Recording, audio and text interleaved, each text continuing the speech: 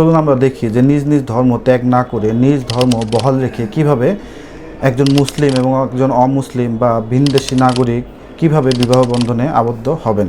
Special marriage বা বিশেষ বিবাহের ক্ষেত্রে কিছু কন্ডিশন রয়েছে। চলুন আমরা দেখি যে বিশেষ বিবাহ করতে হলে আপনাদেরকে কি কি শর্ত পূরণ করতে হবে। স্পেশাল ম্যারেজ করার ক্ষেত্রে ছেলে মেয়ে উভয়কেই অবশ্যই অবিবাহিত হতে হবে।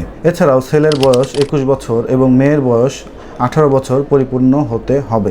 বিবাহের পক্ষসমূহকে অবশ্যই বিশেষ বিবাহ নিবন্ধকের বরাবরে একটি নোটিশ প্রদান করতে হবে যে তারা একে অপরকে বিবাহ করিতে চায়। এই বিশেষ বিবাহ নিবন্ধকের কাছে প্রেরিত নোটিশটি অবশ্যই বিবাহ সম্পাদনের 14 দিন পূর্বে পাঠাতে হয়।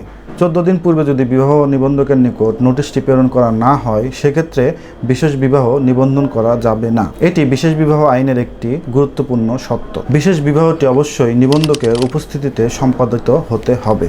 বিশেষ বিবাহের ক্ষেত্রে বা স্পেশাল ম্যারেজের ক্ষেত্রে অবশ্যই 3 জন সাক্ষীর আবশ্যকতা রয়েছে। বাংলাদেশ আইন মন্ত্রণালয় কর্তৃক নিয়োগকৃত স্পেশাল ম্যারেজ রেজিস্ট্রারগণ একটি বিশেষ বিবাহ বা একটি স্পেশাল ম্যারেজ নিবন্ধন করে থাকেন। স্পেশাল ম্যারেজ রেজিস্ট্রি হওয়ার পরে আপনারা বিবাহের প্রমাণ সাপেক্ষে একটি ম্যারেজ সার্টিফিকেট পাবেন এবং একটি রেজিস্টার সার্টিফিকেট পাবেন।